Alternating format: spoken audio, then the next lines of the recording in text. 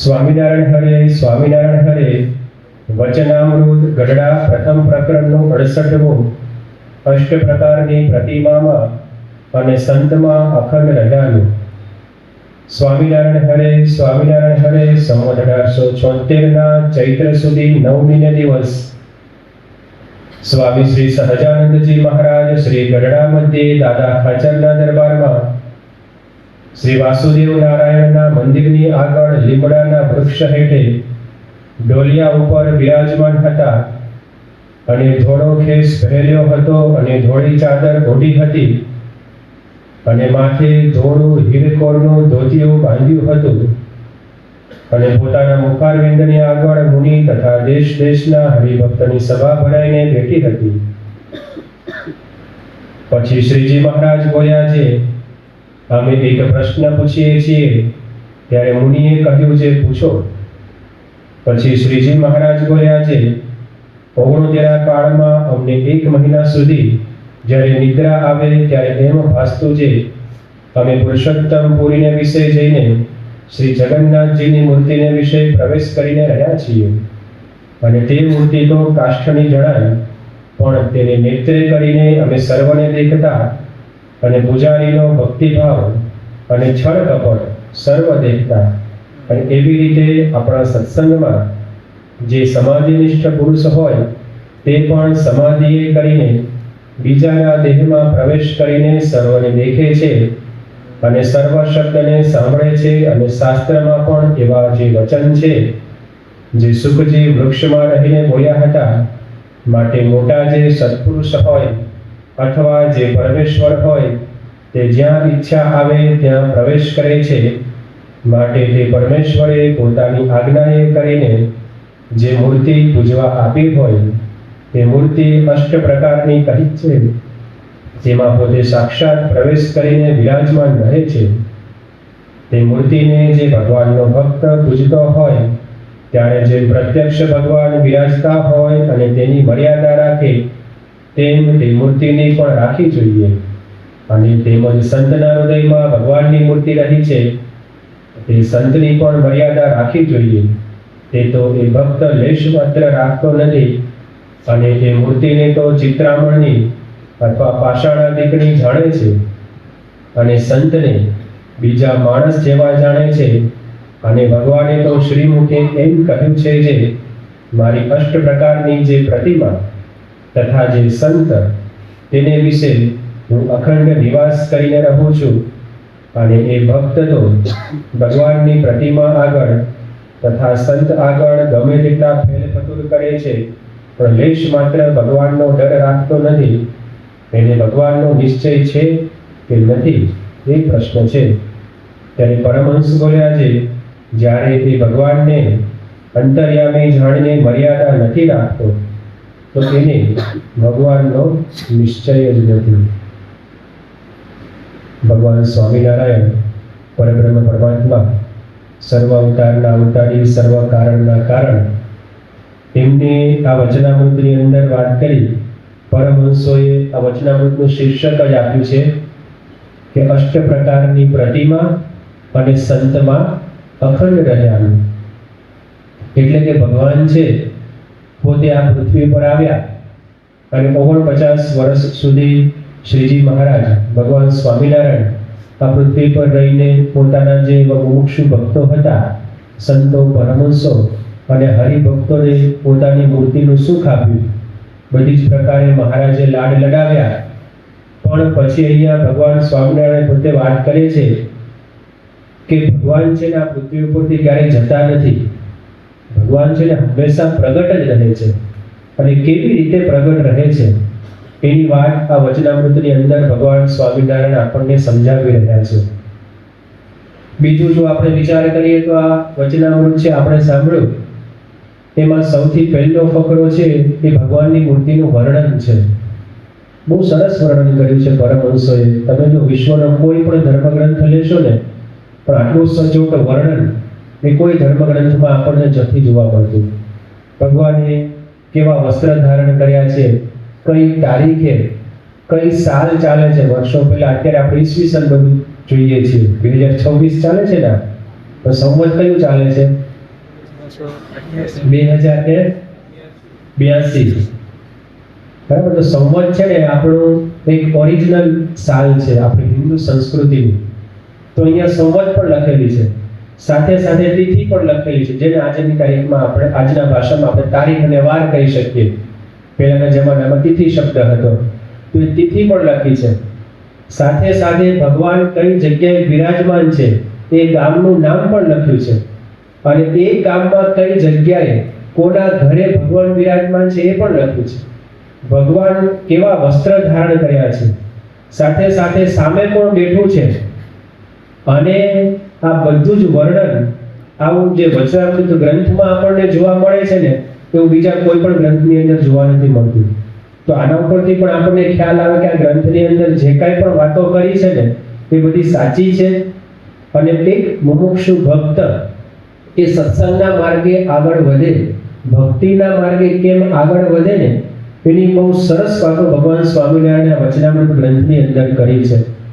અને આ વચનામૃત ગ્રંથ છે ને, હમણાં આપણે તિથિનું વાંચન કર્યું, ચૈત્ર સુદ 9મીની તિથિ છે, એટલે કે ભગવાન સ્વામિનારાયણનો જન્મદિવસ છે, રામનવમીનો દિવસ છે. ભગવાન શ્રી રામનો પણ જન્મદિવસ છે એ દિવસે, અને ભગવાન સ્વામિનારાયણનો પણ જન્મદિવસ છે.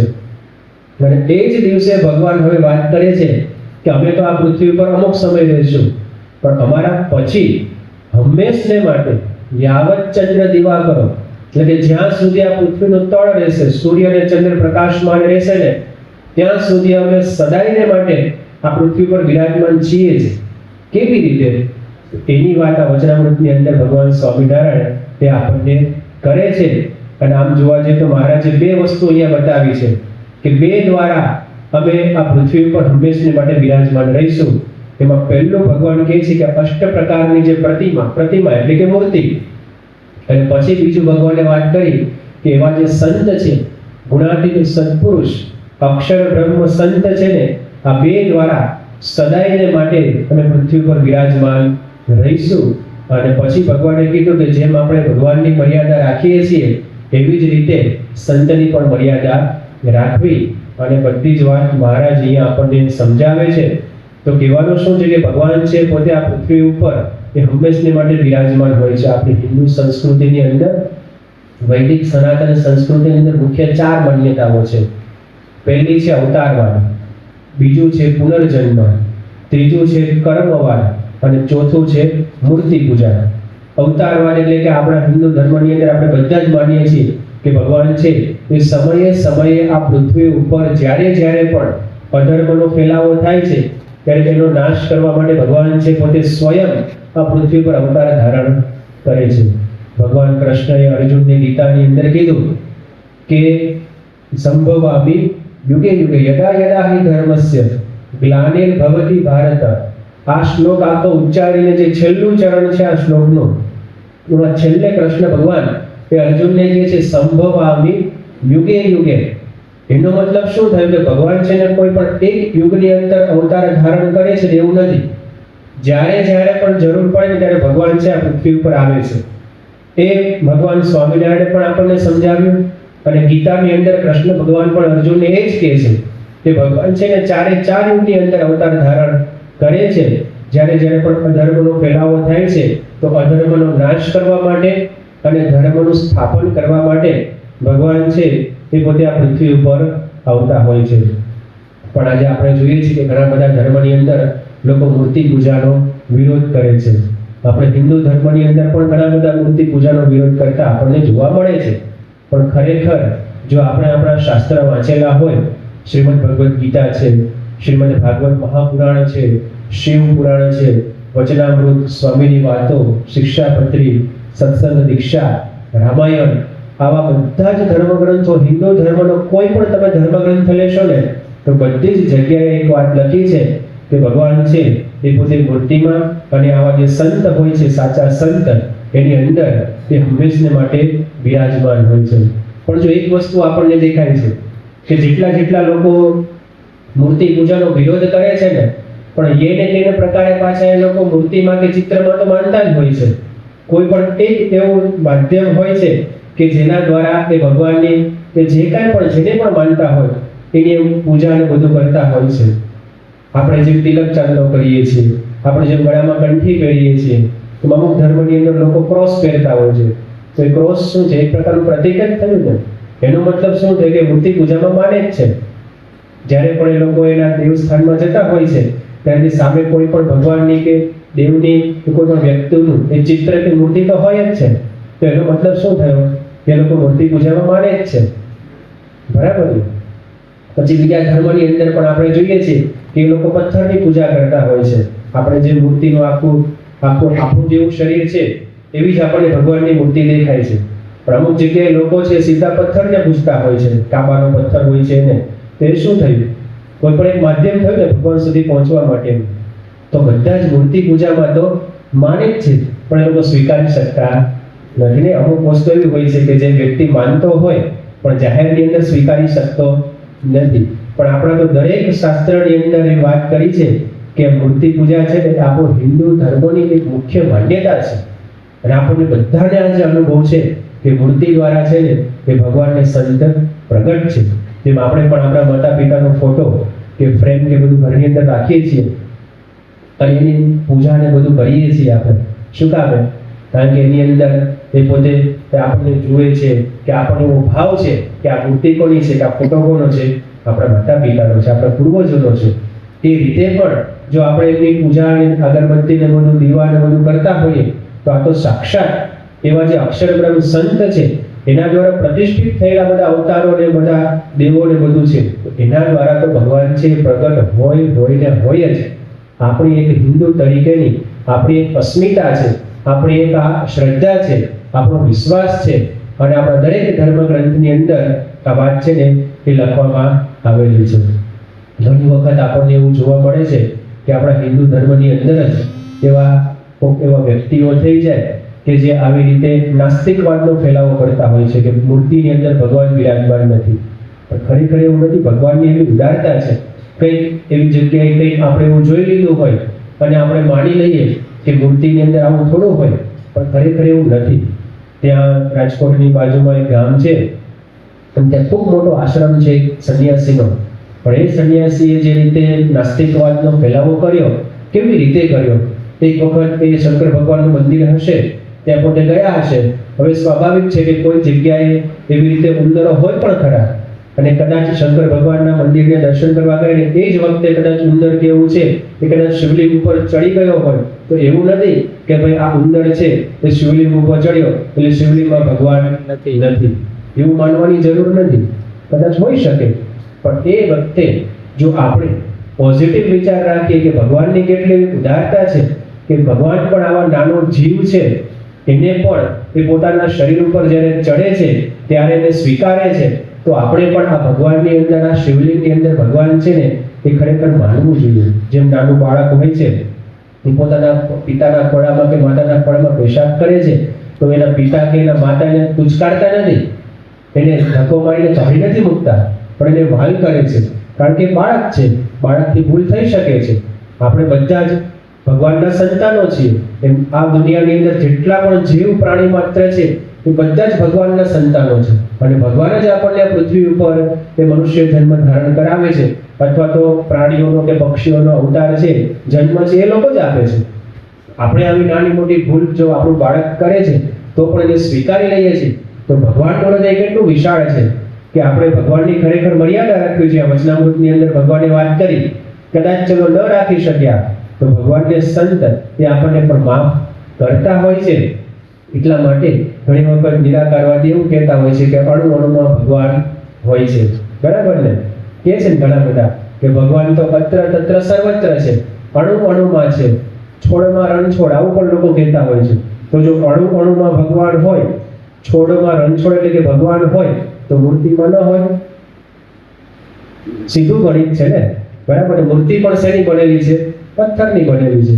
તો જો બધી જ જગ્યાએ ભગવાન રહેતા હોય તો એનો મતલબ એવો થયો કે મૂર્તિની અંદર અને સંતની અંદર પણ ભગવાન છે એ અખંડ નિવાસ કરીને પોતે રહે છે. જો આપણે શાસ્ત્ર વાંચીએ તો ઘણા બધા શાસ્ત્રોની અંદર એવા હજારો પ્રસંગો આપણને મળે છે કે ભગવાને પણ સમયે સમયે મૂર્તિ દ્વારા પણ ભક્તની રક્ષા કરી જ છે. પ્રહલાદનો પ્રસંગ આપણે બધા જ જાણીએ છીએ. એના પિતાશ્રી હતા હિરણ્યકશિપુ. હવે પોતે આસુરી વૃત્તિના હતા. અસુર કુળમાં જ આ પ્રહલાદનો જન્મ થયો. પણ અસુર કુળમાં જન્મ થવા છતાં પણ આ પ્રહલાદ છે એ પોતે ભગવાનનો ભક્ત બની શકે એનું કારણ શું હતા? એના માતાશ્રી. એના માતાજી જે હતા, માતુશ્રી હતા, તે પોતે ભગવાનની ભજન ભક્તિને બધું કરતા હતા, તો પોતાના બાળકની અંદર એ સંસ્કાર છે નાખી શક્યા. આપણા શાસ્ત્રની અંદર લખેલું છે, શ્રીમદ ભાગવતની અંદર ભગવાન વેદ વ્યાસે 11મા સ્કંદની અંદર બાળક જ્યારે માતાના ગર્ભમાં હોય છે ત્યારે માતા જે જુએ છે, જે ખાય છે, જે પીવે છે, જેવું બોલે છે, એ બધી જ અસર બાળકની ઉપર થાય છે. બધું જ આખું વર્ણન એ ભગવાન વેદ વ્યાસે શ્રીમદ ભાગવતના 11મા સ્કંદની અંદર બહુ સરસ લખ્યું છે. અત્યાર સુધી આપણે સ્વીકારતા નહોતા, માનતા નહોતા. આપણને એમ એવું થોડું હોય, પણ વિજ્ઞાન પણ અત્યારે સ્વીકારે છે. અને એમને પણ સાબિત કર્યું કે આ 9 મહિના દરમિયાન બાળક જ્યારે માતાના ગર્ભમાં હોય છે ત્યારે માતાની દરેક ક્રિયાની અસર એ બાળકની ઉપર થાય છે. એક સાચો એવો પ્રસંગ બન્યો અહીંયા આપણે બાજુમાં બરોડા, એ થોડું દૂર થાય, મોટું શહેર છે. ત્યાં એક માતાએ બાળકને જન્મ આપ્યો. અને બાળકને જન્મ આપ્યો, અમુક સમય પછી બાળક શબ્દ બોલતા શીખ્યો. મમ્મી છે, પપ્પા છે, બા છે, દાદા છે, આવું બધું. સમય જતા બાળક નાના નાના વાક્ય બોલતા શીખ્યો. અને જેવું વાક્ય બોલતા શીખ્યો ને, આ બાળક છે ને એક જ વાક્ય બોલે, અબે ઓ કાલિયા તેરા ક્યા હોગા, અબે ઓ કાલિયા તેરા ક્યા હોગા. હવે એના મમ્મી પપ્પાને વિચાર આવી ગયો કે આ બાળક બોલ્યો ક્યાંથી, આ શીખ્યો ક્યાંથી? એમને તો આવું કશું શીખવાડ્યું જ નહોતું. અને પછી બહુ તપાસ કરી, ડોક્ટરને બતાવ્યું. ડોક્ટરે પછી પણ એની માતાશ્રીનું કાઉન્સેલિંગ ને બધું કર્યું, બેસાડીને બધી વાતચીત કરી, અમુક પ્રશ્ન પૂછ્યા, કલાકો ને દિવસો બધા કાઢ્યા. ત્યારે એની માતાએ કીધું કે આ બાળક જ્યારે મારા ગર્ભની અંદર હતો ને ત્યારે શોલે ફિલ્મ છે ને એ મેં 20 વખત જોઈ હતી. એટલે કહેવાનું શું છે કે શોલે ફિલ્મ જોઈને એમાં જે ડાયલોગ આવે છે ને, હવે ઓ કાલિયા તેરા ક્યાં હોગા, બસ તો એની અસર બાળકની ઉપર. અને ખરેખર આ સાચું છે. ડોક્ટર સ્વામી તો ઘણા વખતથી કહે છે આપણને, પણ આપણે વાત સ્વીકારી નહોતા શકતા મોટા સંતની. પણ અત્યારે વિજ્ઞાને પણ સ્વીકારી લીધું કે માતાની અસર એ બધી જ પ્રકારે બાળકની ઉપર થતી હોય છે. તો જો આપણા શાસ્ત્રની અંદર બધું લખ્યું જ છે. અને એટલે જ પ્રહલાદની જે માતા હતા ને, એ પણ પહેલેથી એ ભજન ભક્તિની અંદર જોડાયેલા હતા. તો બધા જ પ્રકારના સંસ્કાર છે ને પ્રહલાદની અંદર આવ્યા. અને પ્રહલાદ છે પોતે ભગવાનનો અસુર કુળમાં જન્મ હોવા છતાં પણ એ પોતે ભગવાનનો ભક્ત થયો. અને એના પિતાશ્રી, એને તો આ ગમતું જ નહોતું ભગવાનની ભજન ભક્તિને બધું કરવું. પ્રહલાદને મારી નાખવા માટે હિરણ્યકશિપુએ કેટલા બધા પ્રયત્ન કર્યા હતા. પર્વત ઉપરથી ફેંકવાના પ્રયત્ન કર્યા, સાપની વચ્ચે રાખ્યો એને. પછી આપણને બધાને ખબર છે કે એના જે ફોઈબા હતા હોલિકા, એને એવું વરદાન હતું કે હોલિકાને અગ્નિનો સ્પર્શ થાય નહીં. અને એની સાથે બીજા કોઈ પણ વ્યક્તિ કદાચ હોય તો એમને અગ્નિ છે એ બાળીને ભસ્મ કરી નાખે. એને વિચાર કર્યો કે આવી રીતે આપણે પ્રહલાદને થોડામાં બેસાડી દઈએ, અગ્નિ ચાપીશું, હોલિકા તો બચી જવાના છે, એમને ક્યાં બળવાનું વરદાન છે, એ તો પોતે અમર છે, એમને અગ્નિ સ્પર્શ કરવાનો જ નથી. અને એ બાને આ પ્રહલાદ છે પોતે મૃત્યુ પામશે. એ દૃષ્ટિએ પ્રહલાદને માતા ફોઈબાના ખોળામાં બેસાડ્યા. પણ થયું શું? ભગવાને પ્રહલાદની રક્ષા કરી અને હોલિકાજી પોતે બળીને ભસ્મ થઈ ગઈ. એની યાદમાં આજે આપણે જે હોળીનો ઉત્સવ કરીએ છીએ એ પ્રસંગ ત્યારથી ચાલ્યો આવે છે.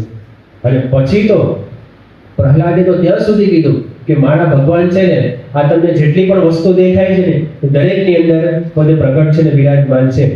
અને પછી હિરણ્યકશિપુએ શું કર્યું કે એના જે મહેલની અંદર, જે બધો રાજમહેલની અંદર જે મોટા મોટા આવા બીમ હતા, કોલમ હતા, એ શણગારેલા હતા. અને એમાં એને કીધું કે આ જે મારો થાંભલો છે એ થાંભલાને તારે ભેટવાનો. પણ શું કર્યું હિરણ્યકશિપુએ? એવો ઠંડો ને ઠંડો થાંભલો રાખ્યો હતો. એ થાંભલાને એકદમ તપાવ્યો, ગરમ કર્યો. અને પછી પ્રહલાદને કીધું કે હવે તો આ થાંભલાને ભેટ. એવું કહેશે કે દરેક જગ્યાએ મારા ભગવાન પ્રગટ છે. અને પછી પ્રહલાદજી નજીક જાય છે અને જુએ છે.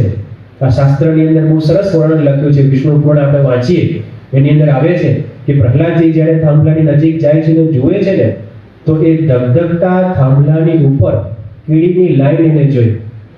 હવે આ જ્યારે એને જોયું ત્યારે એને વિચાર આવ્યો કે આટલો થાંભલો ધગધગતો હોય, આટલો લાલચોળ થાંભલો ગરમ હોય, જો કીડી જઈ શકતી હોય, એનો મતલબ કે આ થાંભલાની અંદર મારા ભગવાન બિરાજમાન છે. અને પછી પ્રહલાદ છે થાંભલાને બાથ ભરે છે. અને ધામ તો તૂટે છે, અને એમાંથી ઋષિ ભગવાનનો અવતાર ધારણ થાય છે, ઋષિ ભગવાન બધે પ્રગટ થાય છે. અને એમને પણ પાછું હિરણ્યકશિપુને વરદાન હતું કે દિવસે ન મરે, સાંજે ન મરે, ઘરની બહાર ન મરે, ઘરની અંદર ન મરે, માનવીથી ન મરે, પશુથી ન મરે. આ બધી જ પ્રકારના વરદાન એને હતા. બરાબર. પણ ભગવાને પણ એવો જ અવતાર ધારણ કર્યો, અને સમય પણ આવો સાંજનો જ સમયે ભગવાને ફિક્સ કર્યો કે દિવસ પણ નહીં, રાત પણ નહીં, મનુષ્ય પણ નહીં અને પશુ પણ નહીં. બરાબર. પછી કોઈ અસ્ત્રથી ન મરે, કોઈ શસ્ત્રથી ન મરે, તો ભગવાને શું કર્યું? પોતાના નખથી માર્યો. પછી એવું વરદાન હતું કે જમીન ઉપર પણ ન મરે, આકાશમાં પણ ન મરે, તો ભગવાને શું કર્યું? પોતાના ખોળામાં બેસાડ્યો. જોજો, જેનો પણ જન્મ છે એનું મૃત્યુ નિશ્ચિત છે. જે ને કે પ્રકારે ભગવાન છે તે આપણને જન્મ આપે છે, તો જેનો જન્મ છે એનું મૃત્યુ પણ નિશ્ચિત છે. પણ કહેવાનું શું છે કે આવી રીતે જો પ્રહલાદે ભગવાનની સાચી ભક્તિ કરી, સાચા હૃદયથી, તો ભગવાને એની રક્ષા કરી. બીજું આપણે જોયું કે સંત નામદેવ, મહારાષ્ટ્રની અંદર બહુ મોટા સંત થઈ ગયા, સંત નામદેવ. આજે પણ ખૂબ મોટો સંપ્રદાયને બધું ચાલે છે. તો એક વખત એના પિતાજી હતા, એ પોતે બહારગામ જવાનું હશે, અને એના પિતાજીને જ્યારે બહારગામ જવાનું થયું ત્યારે એને પોતાના દીકરા સંત નામદેવને કીધું કે બેટા, હું થોડા દિવસ માટે બહાર જાઉં છું, અને આપણા ઘરની અંદર એવો નિયમ છે, રિવાજ છે કે જે કાંઈ પણ વસ્તુ આપણે બનાવીએ ને એ ભગવાનને ધરાવવી જોઈએ પહેલા, અને પછી જ આપણે અંગીકાર કરવી જોઈએ. એ વર્ષોથી આપણો નિયમ ચાલ્યો આવે છે. પણ હું તો હવે થોડા દિવસ માટે બહાર જાઉં છું, તો તું ભગવાનને થાળ ધરાવજે પહેલા, અને પછી જ ભોજન અંગીકાર કરે છે. અને આ વાત જ્યારે સંત નામદેવને કરી, અને કીધું કઈ વાંધો નહીં પિતાજી, તમે બધું તમારું કામ પૂરું કરી આવો બહાર, આ પ્રમાણે હું તમારી આજ્ઞા પાડીશ, ભગવાનને થાળ ધરાવીને પછી જ હું અંગીકાર કરીશ. અને એક વખત આ સંત નામદેવ બધી ત્યાં રસોઈ બધું બની ગયું હશે, ભગવાનને પોતે થાળ ધરાવ્યો, પણ ભગવાન થાળ અંગીકાર ન કરે. તો સંત નામદેવને એવું થઈ ગયું કે મારા પિતાશ્રી જ્યારે થાળ ધરાવતા હતા ત્યારે તો ભગવાનની મૂર્તિ છે પોતે થાળ જમી જતી હતી, તો મારા હાથનો થાળ કેમ નથી જમતા? પછી આ સંત નામદેવે પોતે શાલિગ્રામને બે હાથ જોડીને સાચા હૃદયથી પ્રાર્થના કરી કે તમે મારા પિતાજીના હાથનો થાળ જમો છો, તો મારા હાથનો થાળ નહીં જમો તમે? અને આવી જ્યારે પ્રાર્થના કરી અને ભગવાને પ્રાર્થના સાંભળી, અને ત્યારથી એ રોજ પછી ભગવાન છે એમના ઘરે આવીને થાળ જમતા હતા. તો જો ભગવાન છે ને આવી રીતે એ દરેક મૂર્તિમાં પણ એ બિરાજમાન હોય છે. મીરાબાઈ તો શ્રીનાથજી, દ્વારિકાજી, વૃંદાવન વિહારીની મૂર્તિઓ, આ જેટલી જગ્યાએ પણ મીરાબાઈ જ્યારે પણ જતા, તો દરેક વખતે ભગવાન છે એમની સાથે પ્રત્યક્ષ પોતે વાતચીત કરતા હતા. તુલસીદાસજી તો ભગવાન શ્રી રામના પરમ ભક્ત કહેવાય, આપણને બધાને ખબર છે. અને શ્રી રામચરિત માનસ આખો ગ્રંથ છે તુલસીદાસજીએ લખ્યો છે. આ તુલસીદાસજીનું માથે એવું કહેવાય છે કે ભગવાન રામ સિવાય બીજે ક્યાંય નમે ને. એટલી એમને ભગવાન રામ પ્રત્યે અનન્ય ભાવથી કે નિષ્ઠાથી જોડાયેલા હતા. એવું નહોતું કે એમને બીજા અવતારો પ્રત્યે નફરત છે કે બીજા અવતારોને માનતા નથી, પણ પતિવ્રતાની ભક્તિ એવી એમની હતી.